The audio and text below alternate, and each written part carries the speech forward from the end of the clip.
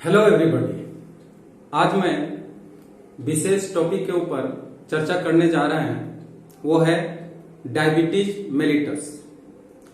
इसके पहले मेरे चैनल को देखने वाले सभी दर्शकों को मेरी ओर से बहुत बहुत स्वागत। आज मैं जो टॉपिक के बारे में बताने जा रहा हूं वो है डायबिटीज मेलिटस। इसको आप ध्यान से देखिए और समझने का कोशिश कीजिए कि आखिर ये डायबिटीज मेलिटस है क्या। तो देखिए, डायबिटीज मेलिटस, ये जो डायबिटीज मेलिटस नामक बीमारी है, ये एक हाइपरग्लाइसेमिया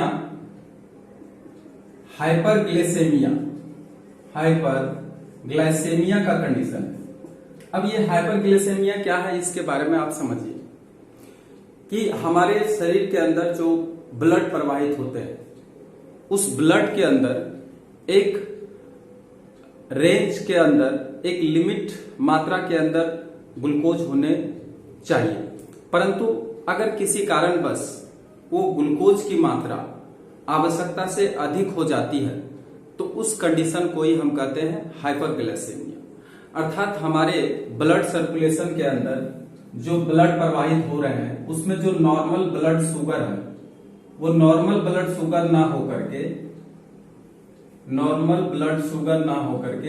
अगर एबनॉर्मल ब्लड शुगर हो जाए, यानी अगर ज्यादा हो जाए, नॉर्मल से इज ग्रेटर देन अगर शुगर हो जाए, तो उस स्थिति को ही हम हाइपरग्लाइसेमिया कहते हैं। इसके विपरीत कंडीशन भी होता है, वो विपरीत कंडीशन जो होता है उसको हाइपोग्लाइसेमिया कहते हैं। तो दो बात आप क्लियर समझ में आ गया आपको, एक हाइपरग्लाइसेमिया, एक हाइपोग्लाइसेमिया। तो हाइपोग्लाइसेमिया मीन्स अगर ब्लड के अंदर जितना ग्लूकोज, एक नॉर्मल जितना ग्लूकोज होना चाहिए, उससे अगर ग्लूकोज का मात्रा कम हो जाती है तो उस कंडीशन को भी हम क्या कहते हैं, उसको हाइपोग्लाइसेमिया कहते हैं। तो दो कंडीशन हो सकते हैं, इसके बारे में बाद में बात करेंगे। पहले तो देखें डायबिटीज बीमारी जो होते हैं वो आखिर क्या है। वो ग्रुप ऑफ मेटाबॉलिक डिसऑर्डर है। अर्थात इसमें क्या होते हैं, हमारे शरीर के अंदर मेटाबॉलिक एक्टिविटी कम हो जाते हैं। किसके कारण? तो ब्लड के अंदर जो ग्लूकोज होते हैं वो हमारे सेल्स के अंदर नियमित रूप से जितनी मात्रा में पहुंचनी चाहिए उतनी मात्रा में हमारे सेल्स के अंदर नहीं पहुंच पाते हैं, जिसके कारण मेटाबॉलिक डिसऑर्डर हो जाते हैं। ठीक है, इसके कारण हमें क्या हो जाते हैं, शुगर हो जाते हैं। शुगर बीमारी को विभिन्न नामों से जाने जाते हैं। शुगर बीमारी को हम मधुमेह के नाम से भी जानते हैं, मधुमेह बीमारी। डायबिटीज बीमारी भी आप इसके बारे में जान रहे हैं कि ये डायबिटीज के नाम से भी जाने जाते हैं, है ना, डायबिटीज के नाम से भी जाने जाते हैं। और इसको साधारण भाषा में हम लोग कहते हैं शुगर या शर्करा की बीमारी, शुगर या शर्करा की बीमारी भी इसे कहते हैं। तो विभिन्न प्रकार के इनके नाम होते हैं। इसके टाइप के बारे में बाद में बताएंगे। पहले तो आप ये देखिए कि ये जो ज्यादा शुगर का मात्रा हो जाता है हमारे शरीर के अंदर, हमारे ब्लड के अंदर, तो ये ब्लड के अंदर ज्यादा होने के पीछे कारण क्या है? तो इसका मेन जो काउज होता है वो या तो इंसुलिन का नहीं बनना, या तो इंसुलिन के एक्शन में कहीं ना कहीं कुछ ना कुछ गड़बड़ी हो जाना। तो दो कारण से हमें डायबिटीज बीमारी होने के चांस होते हैं। या तो हमारे पैंक्रियाज के अंदर जो आइसोलेट ऑफ लैंगरहैंस के बीटा कोशिका है, उसके अंदर अगर इंसुलिन नहीं बने या हमारा बीटा सेल डैमेज हो जाए, जिससे कि इंसुलिन का फॉर्मेशन अगर नहीं होता है, तो इस स्थिति में हमको ये बीमारी उत्पन्न हो सकते हैं। अथवा कभी ऐसा भी हो सकता है कि हमारा बीटा सेल काम कर रहा है, इंसुलिन बना रहा है, परंतु उन इंसुलिन हार्मोन को हमारे कोशिकाओं तक जाकर उसके अंदर प्रवेश करने में अगर कोई बाधा उत्पन्न होता है, यानी इंसुलिन रेसिस्टेंस अगर हो जाता है, इंसुलिन उस सेल के अंदर नहीं पहुंच पाता है, तो उस स्थिति में भी हमें डायबिटीज हो सकते हैं। तो दो कारण आप जान गए हैं, है ना। एक, बीटा सेल्स अगर एब्सेंट है, बीटा सेल खत्म हो गया है, बीटा सेल बन नहीं रहे हैं किसी कारण बस, ये कारण या तो जेनेटिक हो सकते हैं या तो इन्वायरमेंटल काउज हो सकते हैं। तो ये दोनों काउज के कारण अगर बीटा सेल डैमेज हो गया है, बीटा सेल में इंसुलिन का सेक्रेशन नहीं हो रहा है, तो उस स्थिति में भी हमारे ब्लड शुगर का मात्रा बढ़ जाते हैं। और अगर ब्लड शुगर अगर इंसुलिन बन रहा हो, है ना, परंतु वो हमारे सेल के अंदर भोजन के साथ साथ ग्लूकोज के साथ साथ सेल के अंदर प्रवेश ना कर रहे हो, तो उस स्थिति में भी हमें क्या हो सकते हैं, तो डायबिटीज हो सकते हैं। ठीक है। तो अब एक नॉर्मल लेवल हम देख लेते हैं कि हमारे ब्लड के अंदर एक नॉर्मल लेवल कितना ग्लूकोज का होना चाहिए, है ना, और कितना होने के बाद, कितना होने से अगर अधिक होता है तो हम डायबिटीज के बीमारी से ग्रसित हो जाएंगे। तो आप इसके बारे में पहले समझ लीजिए।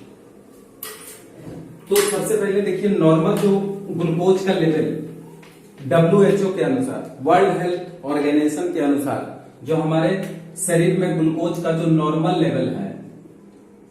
लेवल है, वो अगर PPG में देखें, फास्टिंग प्लाज्मा ग्लूकोज, यानी अगर हम फास्टिंग के अवस्था में रहते हैं, भूखे अवस्था में रहते हैं, तो उस स्थिति में हमारे जो रेंज होते हैं वो 60 से 110 mg प्रति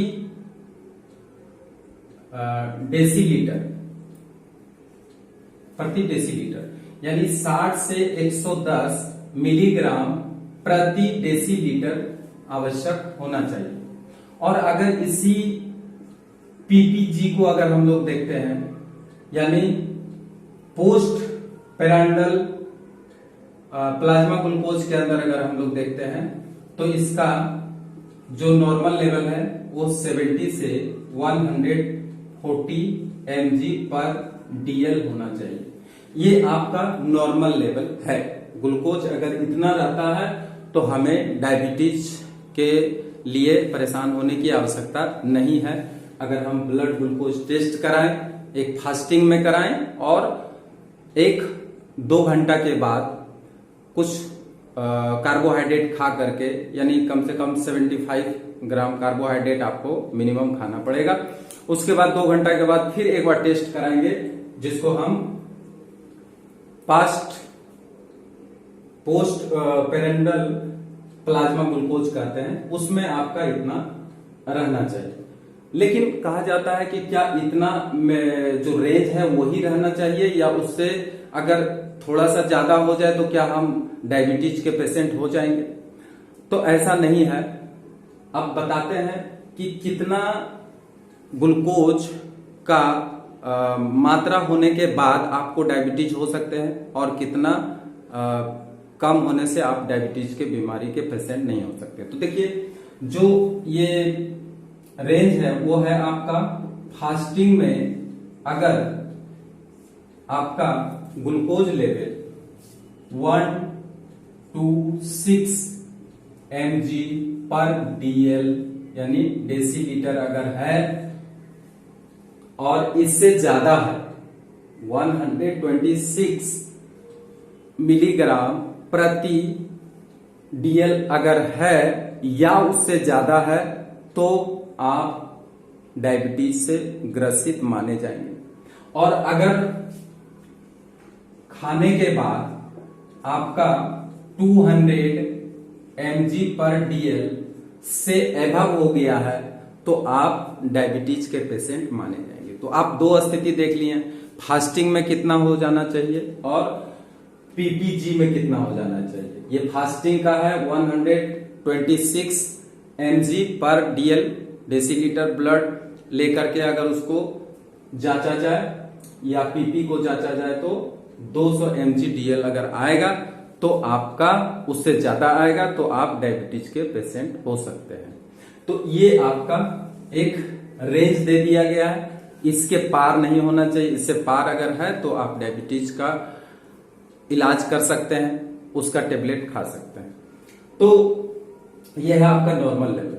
तो अब देखते हैं कि आखिर ये बीमारी जो हो रहा है तो वो किस तरह से ये बीमारी होता है, इसका कारण क्या है, इसको हम डिटेल में देखेंगे। तो सबसे पहले देखिए, हम जानते हैं कि हमारे पैंक्रियाज के अंदर, ये हमारा स्टोमक है, स्टोमक का ये भाग जो होता है डियोडिनम होता है, और यहाँ पे एक रचना होता है जिसको कि हम पैंक्रियाज बोलते हैं। पैंक्रियाज का 3 पार्ट होता है, ये है हेड, ये है बॉडी और ये है टेल। अब इसका जो इंटरनल पार्ट है, इसको जो इंटरनल पार्ट है जिसको स्लेट ऑफ लैंगरहैंस कहते हैं, लैंगरहैंस, स्लेट ऑफ लैंगरहैंस कहते हैं। इससे 3 प्रकार के हार्मोन का सेक्रेशन होते हैं। इसको आपको समझना ही पड़ेगा, क्योंकि जब हम डायबिटीज को अच्छी तरह से समझना चाहते हैं तो सबसे पहले पैंक्रियाज के बारे में आपको जानकारी होने की बहुत ही आवश्यकता है। पैंक्रियाज क्या है? ये हमारे बॉडी के अंदर दूसरा सबसे बड़ा ग्रंथि है, डाइजेस्टिव ग्लैंड है। ये मिक्स्ड ग्लैंड कहे जाते हैं क्योंकि इसके अंदर कुछ हार्मोन का भी सेक्रेशन होते हैं और कुछ पाचक एंजाइम का भी सेक्रेशन होते हैं। इसलिए पैंक्रियाज को हम क्या कहते हैं? पैंक्रियाज को हम कहते हैं मिक्स्ड ग्लैंड, या इसको मिश्रित ग्रंथि भी कहते हैं। तो इसके जो एक्सोक्राइन पार्ट है उससे एंजाइम निकलते हैं जो भोज्य पदार्थों को पाचन करने में सहायता करते हैं, परंतु इसका जो इंटरनल पार्ट है उसको आइसलेट ऑफ लैंगरहैंस कहते हैं। उसमें 3 विशेष प्रकार के हार्मोन का सेक्रेशन होते हैं। वो हार्मोन क्या क्या है? एक देखिए, एक है इसके अंदर सबसे पहले तो देखिए 3 प्रकार के सेल्स होते हैं, और वो तीनों प्रकार के सेल्स किस प्रकार के हार्मोन का सेक्रेशन करते हैं। देखिए अल्फा सेल, अल्फा सेल जो होते हैं वो ग्लूकागोन नामक हार्मोन का सेक्रेशन करते हैं। दूसरा है बीटा सेल, जो बीटा सेल है वो इंसुलिन हार्मोन का सेक्रेशन करते हैं, और जो डेल्टा सेल है वो सोमेटोस्टेटिन नामक हार्मोन का स्राव करते हैं। तो अब ये देख लीजिए कि ये 3 तरह के सेल्स होते हैं, अल्फा सेल, बीटा सेल और डेल्टा सेल। अल्फा सेल जो होते हैं वो ग्लूकागोन का सेक्रेशन करते हैं, बीटा सेल्स जो होते हैं वही इंसुलिन का सेक्रेशन करते हैं, और डेल्टा सेल सोमेटोस्टेटिन का सेक्रेशन करते हैं। अब देखिए इन जो ये हार्मोन निकलते हैं इसका काम क्या है? प्रॉपर अगर हार्मोन इसका निकल रहा है तो इसका काम क्या है? तो सबसे पहले देखिए ग्लूकागोन जो होता है वो इंसुलिन का विपरीत काम करता है। इंसुलिन का काम है कि हमारे रक्त के अंदर ग्लूकोज का लेवल अगर बढ़ गया है तो उसको नॉर्मल करना, यानी इसका काम है ग्लूकोज को कम करना, अर्थात इसको हम कह सकते हैं कि ये ग्लूकोज लेवल को मेंटेन करता है। लेकिन ग्लूकागोन क्या करता है कि अगर ज्यादा मात्रा में, अगर कम मात्रा में हमारे ब्लड के अंदर ग्लूकोज है तो वो किसी टिश्यू के अंदर से या ऑर्गन के अंदर से वो क्या करेगा, उसको ग्लूकोज में यानी ग्लाइकोजेनोसिस करके उसको ग्लूकोज में क्या करता है, कन्वर्ट कर देता है। ग्लूकोनियोजेनेसिस के द्वारा वो ग्लूकोज में कन्वर्ट करके हमारे रक्त के अंदर ग्लूकोज के लेवल को मेंटेन करता है। यानी अगर हाइपोग्लाइसेमिया हो जाता है, ग्लूकोज का लेवल अगर घट गया होता है तो उस समय हमारा ये ग्लूकागोन ही काम करता है, क्योंकि उस समय वो ग्लूकोज को क्या करता है, मेंटेन कराता है। और इंसुलिन ठीक उसका विपरीत काम करता है कि अगर ग्लूकोज हमारे ब्लड सेल्स के अंदर बढ़ गया होता है तो उसको वो मेंटेन करता है, यानी नॉर्मल ग्लूकोज लेवल को रखने में सहायता करता है। सोमेटोस्टेटिन का यहाँ पे डायबिटीज के अंदर विशेष फंक्शन नहीं है, इसका अन्य कारण मेटाबॉलिक क्रियाओं में इसका फंक्शन है। तो ये हार्मोन हम समझ गए हैं इन हार्मोन के बारे में। अब हम चले आते हैं कि आखिर ये जो डायबिटीज होते हैं तो डायबिटीज वाले रोगी को कितने तरह के डायबिटीज हो सकते हैं। तो देखिए डायबिटीज का मुख्य रूप से 3 भाग बताए गए हैं। एक है टाइप 1, डायबिटीज। अब ये टाइप 1 डायबिटीज है जिसका कि नाम है यहां पे IDDM। IDDM इसका फुल फॉर्म भी बता देते हैं। IDDM कहते हैं टाइप 1 डायबिटीज को, ठीक है। इसको हम कहते हैं इंसुलिन डिपेंडेंट डायबिटीज मिलेटस,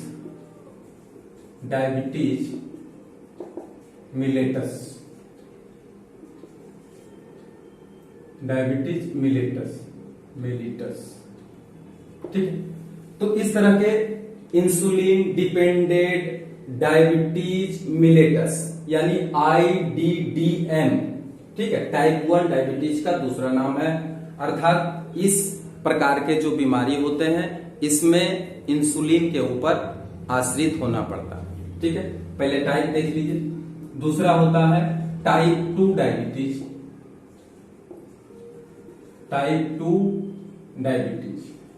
अब ये जो टाइप 2 डायबिटीज है इसको कहते हैं NIDDM। इसको कहते हैं नॉन इंसुलिन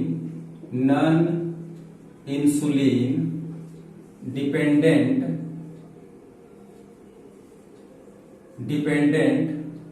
डायबिटीज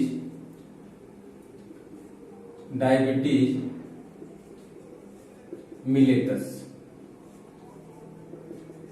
तो देखिए ये है नॉन इंसुलिन डिपेंडेंट डायबिटीज। और एक तीसरा टाइप का भी आप देख लीजिए, वो होता है गेस्टेशनल डायबिटीज, GD। तो गेस्टेशनल डायबिटीज भी होते हैं। एक चौथा तरीका, एक पांचवा तरीका भी है सेकेंडरी डायबिटीज। सेकेंडरी 1 2 3 इसको चौथा ही बोल सकते हैं। तो सेकेंडरी डायबिटीज। तो आप देखिए ये 4 तरह के डायबिटीज के बारे में आप समझेंगे अभी कि ये 4 प्रकार के डायबिटीज क्या है और इसका काउज क्या होता है, किस कारण से ये 4 प्रकार के डायबिटीज हो जाते हैं। तो देखिए टाइप 1 डायबिटीज जो होते हैं वो खास करके बच्चों में होते हैं और ये हमारे यहाँ या पूरे विश्व में अगर इसका देखा जाए तो इसकी परसेंटेज जो है बहुत कम होते हैं। इसका परसेंटेज मात्र 10% देखा गया है। माने 10% बच्चों में ये बीमारी होते हैं। बच्चों यानी पूरे जनसंख्या का 10% ही होते हैं जो बच्चों में होते हैं खास करके। इसलिए इसको हम जुवेनाइल डायबिटीज भी कहते हैं, जुवेनाइल ऑनसेट डायबिटीज। देखिए इसका एक और नाम है जुवेनाइल ऑनसेट डायबिटीज, ठीक है, जुवेनाइल ऑनसेट डायबिटीज। और दूसरा का एक और नाम है, आप NIDDM भी जान गए, उसके साथ साथ इसका एक और नाम जानिए एडल्ट ऑनसेट डायबिटीज। तो एडल्ट ऑनसेट डायबिटीज कहते हैं टाइप 2 डायबिटीज को। अच्छा, तो आप जल्दी से देख लीजिए कि ये जो टाइप 1 डायबिटीज है वो आखिर है क्या।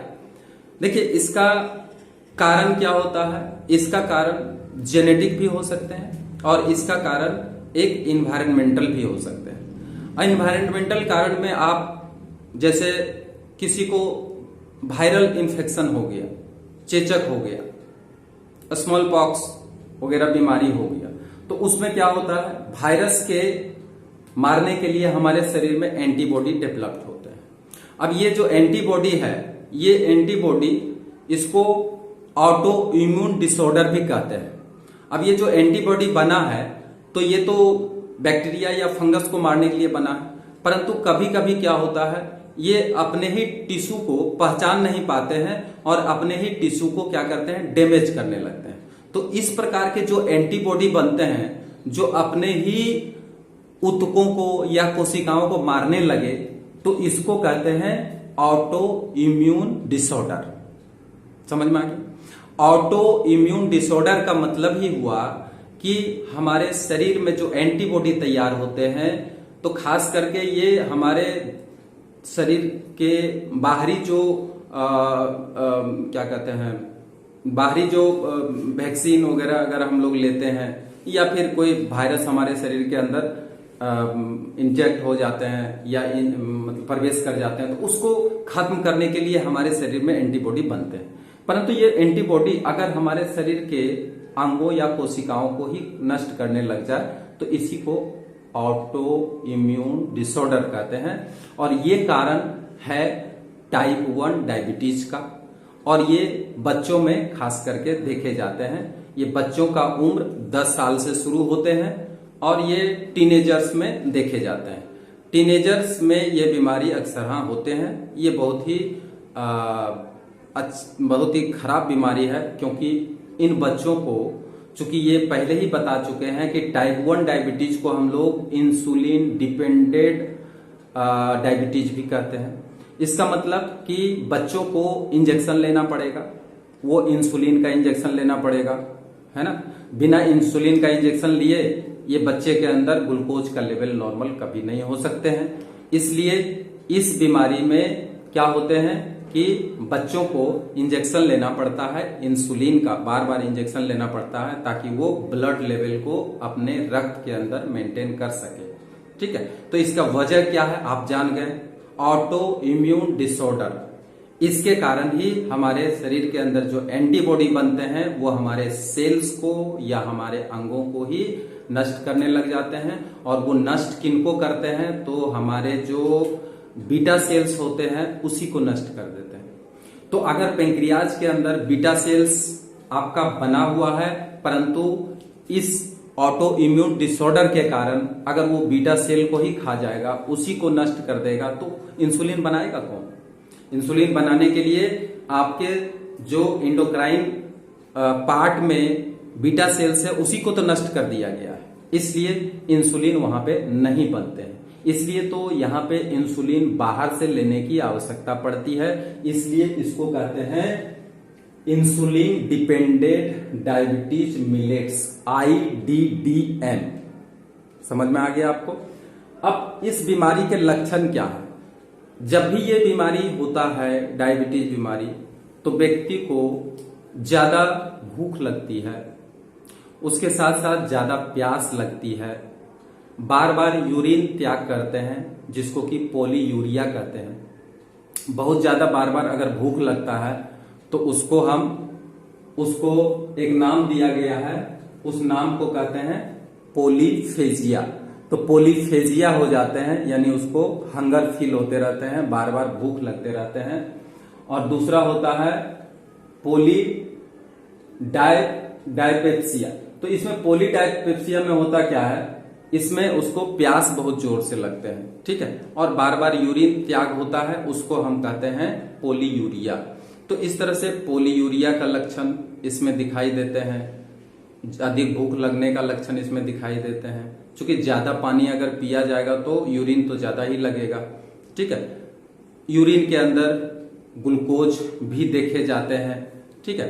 कहीं पे अगर शरीर छट जाता है तो घाव भरने में समय लग जाता है, यानी वहां पर क्या हो जाता है कि ग्लूकोज जो पेरिफेरल पार्ट ऑफ बॉडी है हमारे, वहां पे ग्लूकोज जो रक्त के अंदर प्रवाहित हो रहे होते हैं, वहां पे ग्लूकोज का मात्रा ज्यादा होने के कारण घाव जल्दी भरते नहीं है।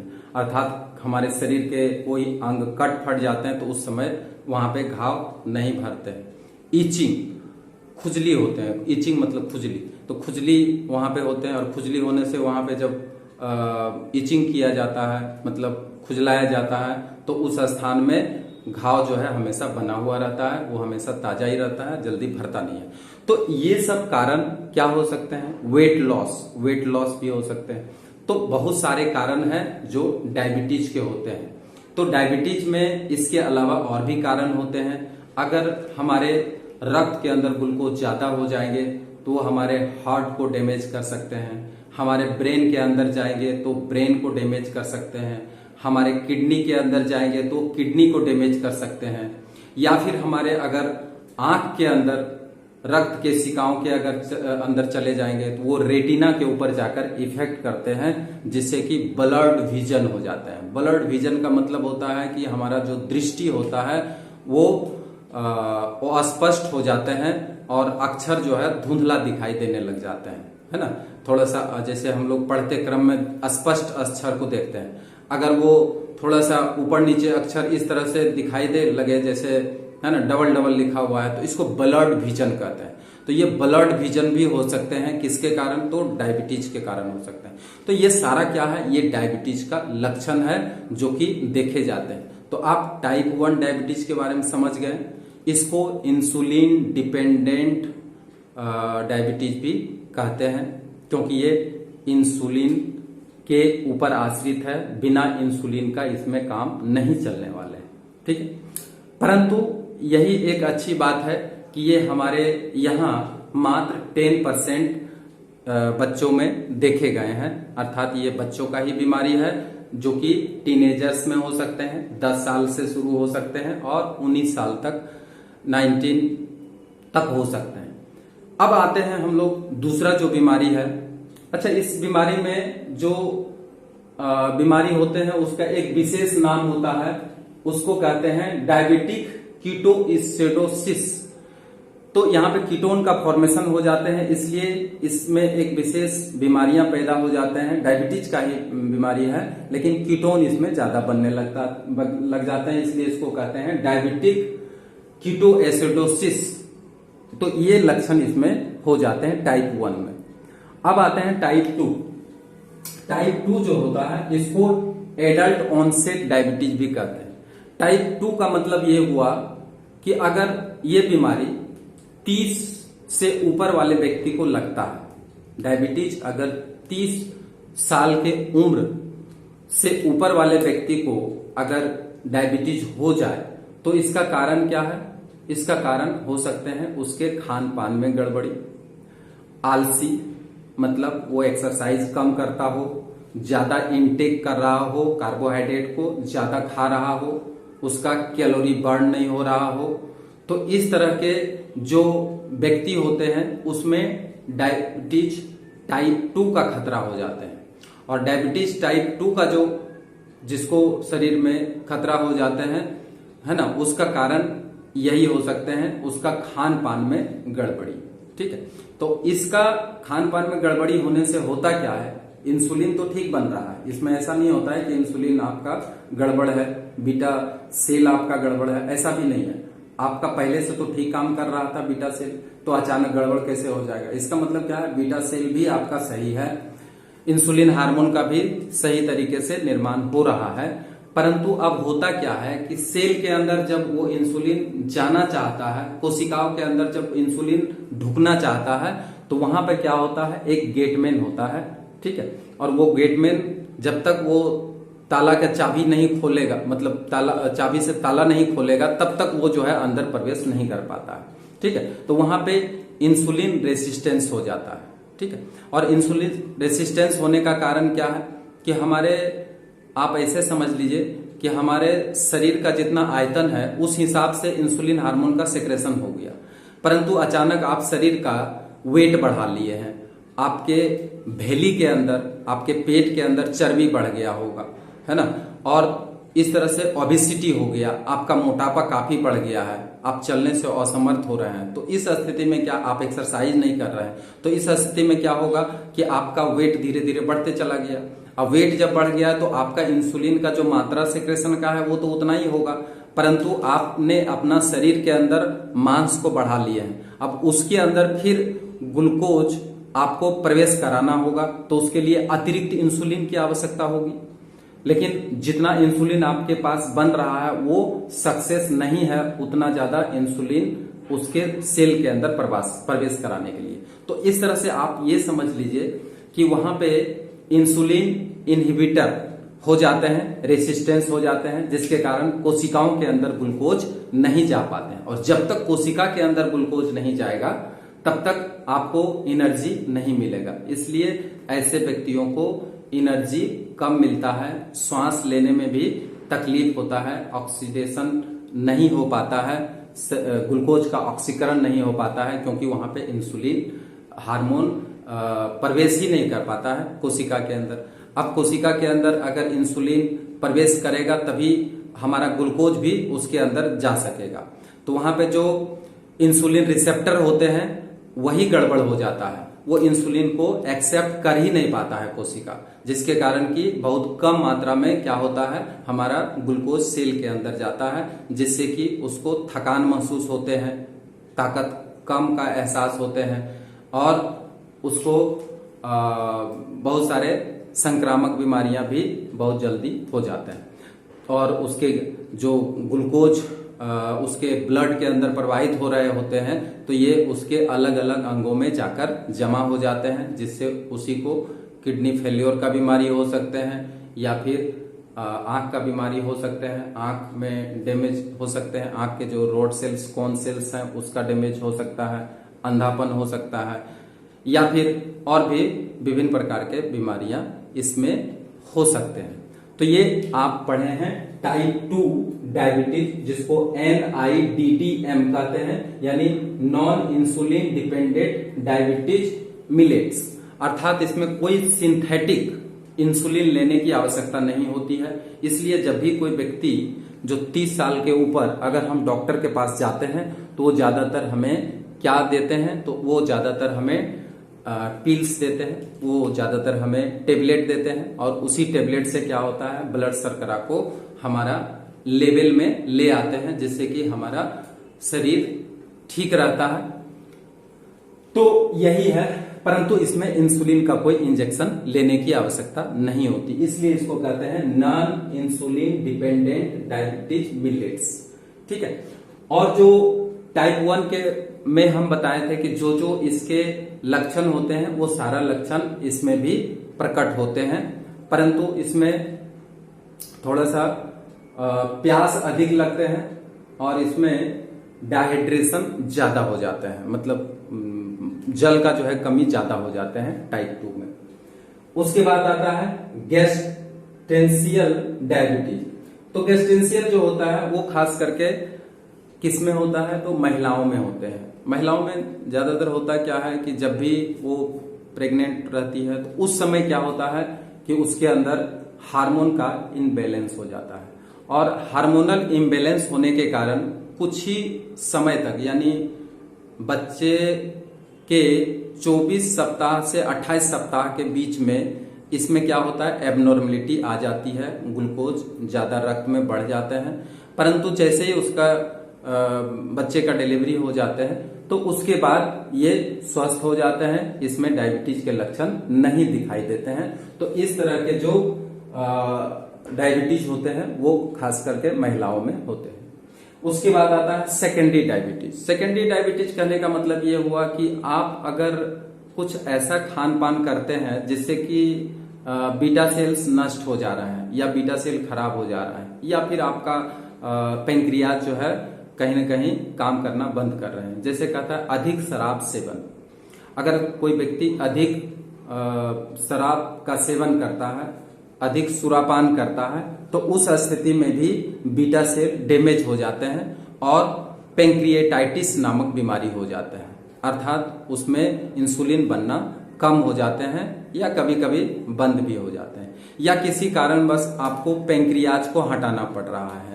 ये ऑपरेशन करने के बाद आप पेंक्रियाज हटा दिए, तो पेंक्रियाज जब हटा देंगे तो फिर आपका इंसुलिन नहीं बन पाएंगे, और इस स्थिति में जब इंसुलिन नहीं बन पाएंगे तब भी आप डायबिटीज के पेशेंट हो जाएंगे। तो इस तरह से आप देख लिए कि 4 प्रकार के डायबिटीज होते हैं, जो निम्न प्रकार के type 1 diabetes, type 2 diabetes, gestational diabetes और सेकेंडरी डायबिटीज। तो इस तरह से चारों प्रकार के डायबिटीज के बारे में आप अच्छी तरह से समझ गए।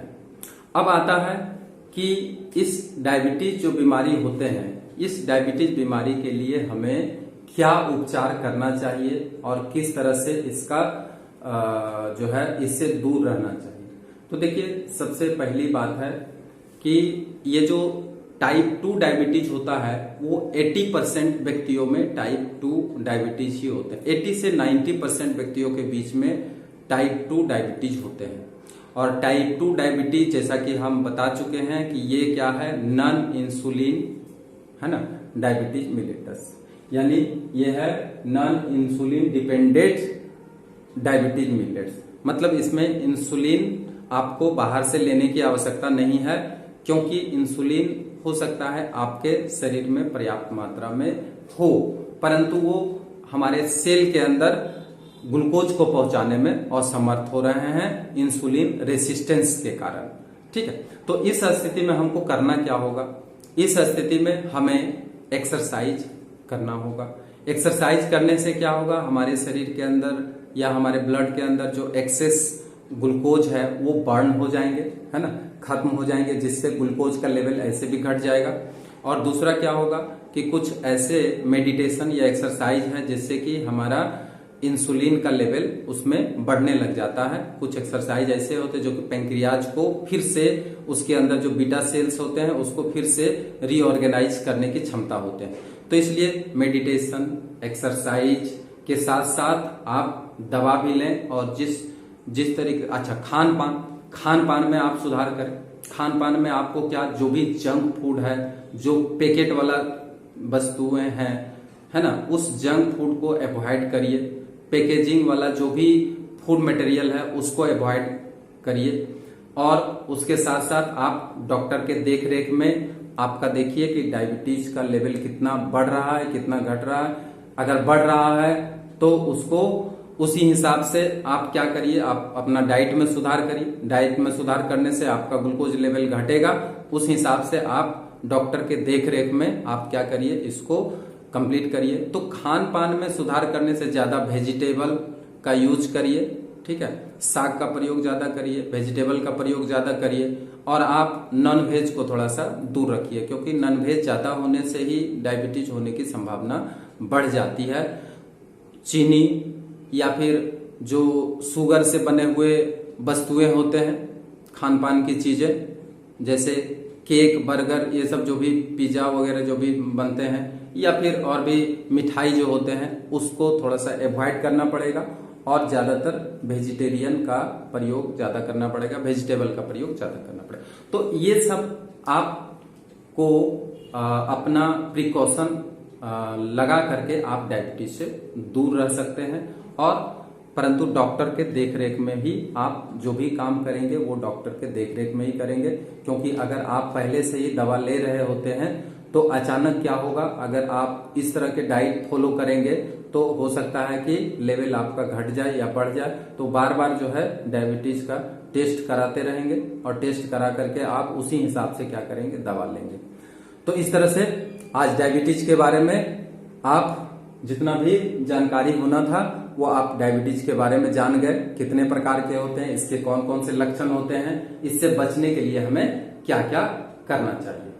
तो अगर वीडियो अच्छा लगा तो आप इसे सब्सक्राइब करिए और अन्य दोस्तों के साथ शेयर भी कर दीजिए, ताकि अन्य दोस्त भी आपका इस वीडियो को देखकर लाभ उठाएं।